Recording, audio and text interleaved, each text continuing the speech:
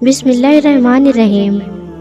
ہر مسلمانوں کے لیے یہ ضروری ہے کہ سوتے وقت اللہ کا نام پڑھ کر سوئیں، اور جب ہم قرآن پاک کی سب سے طاقتور آیات یعنی آیت الکرسی پڑھ کر سوتے ہیں تو اللہ ہماری حفاظت کے لیے ایک فرشتہ بھیجتا ہے جو بری خوابوں اور تمام برائیوں سے پوری رات ہماری حفاظت کرتا ہے، اور ہم پوری رات اللہ کی حفاظت میں سکون کی نیند سوتے ہیں۔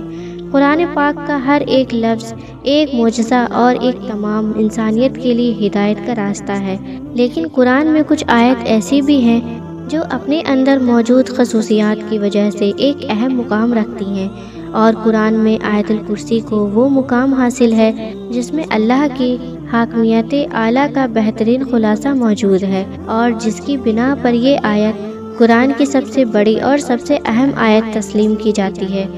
حضرت علی رضی اللہ تعالی عنہ نے فرمایا کہ قرآن کی سردار آیت آیت الکرسی ہے۔ جب ہم اس آیت میں موجود مقصد کو تلاش کرتے ہیں تو ہمیں معلوم ہوتا ہے کہ اللہ نے ہم پر کتنی نعمتیں نازل کی ہیں، تو ہمیں اللہ کے سامنے سجدہ کر کے اس کا شکر ادا کرنا چاہیے۔ لیکن بعض دفعہ ہم اپنی مصروف زندگیوں میں اتنا کھو جاتے ہیں کہ ہم اپنے ارد گرد اللہ کی نعمتوں کو نظر انداز کر دیتے ہیں، لیکن کہیں نہ کہیں ہمیں ہمارے ناشکرے دل کے اندر یہ خالی پن محسوس ہونے لگتا ہے کہ ہم جو بھی کچھ بھی کر رہے ہیں یہ اللہ کے حکم اور فضل کے بغیر ممکن نہیں، تو ہم اس کا شکر کیوں نہیں ادا کرتے؟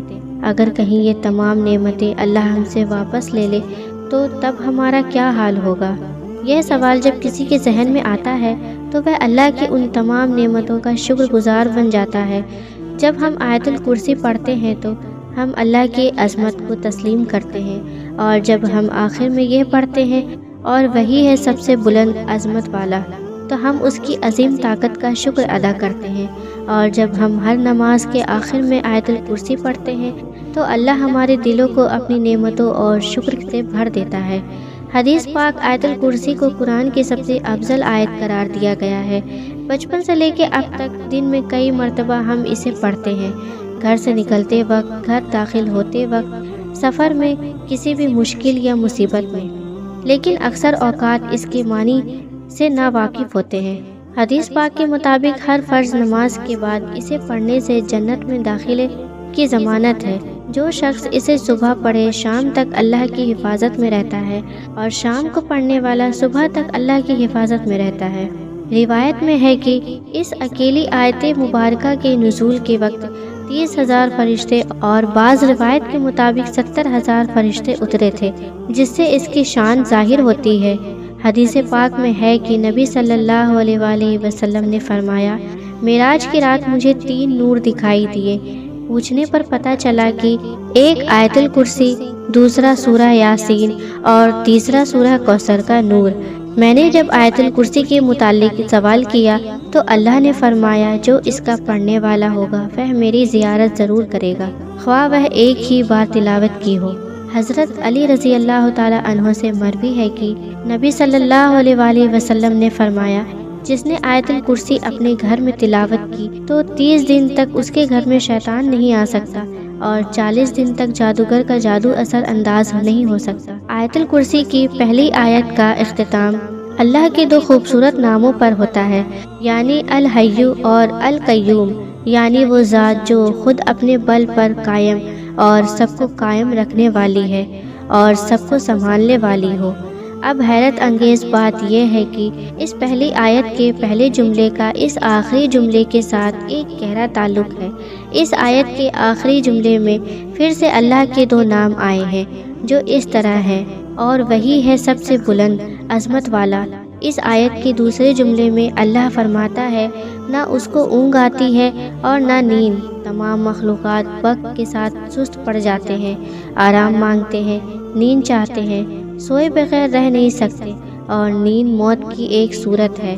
اس لیے اس آیت کے اس حصے میں ذکر ہے کہ وہ ذات زمان و مکان کا حاکم، طاقت کا سر چشمہ، ہر لحاظ سے مکمل اور اپنی مخلوق کی نگہبانی فرمانے والا، اپنی مخلوقات کے ہر ذرے سے باخبر ہے۔ اب اس آیت کے 8ویں جملے میں دیکھیں کہ اللہ کیا فرما رہا ہے، اور اسے زمین و آسمان کی حفاظت تھکاتی نہیں ہے۔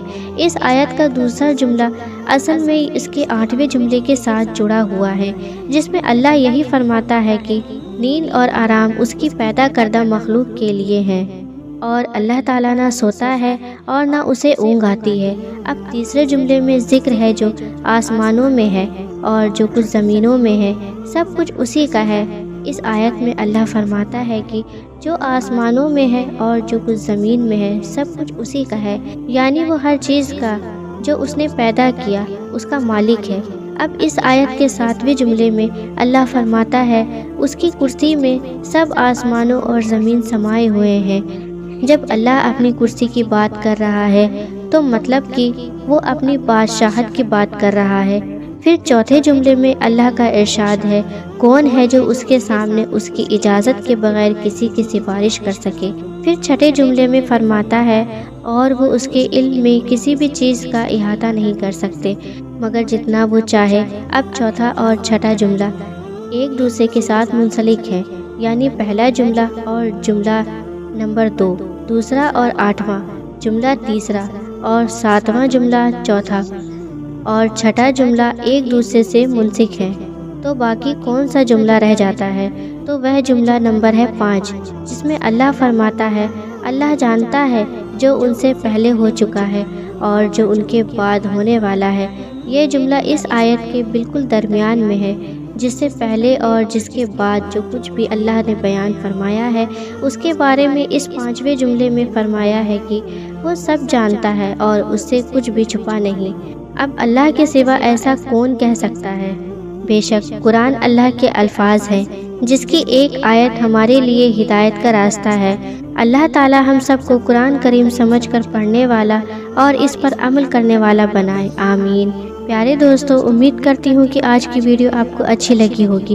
اگر ویڈیو اچھی لگی ہے تو لائک کر کے ہمارے چینل کو سبسکرائب کر لیجئے اور ساتھ میں لگے بیل کو بھی دبا دیں تاکہ ہماری ہر نئی آنے والی ویڈیو کا نوٹیفیکیشن بر وقت آپ کو ملتا رہے۔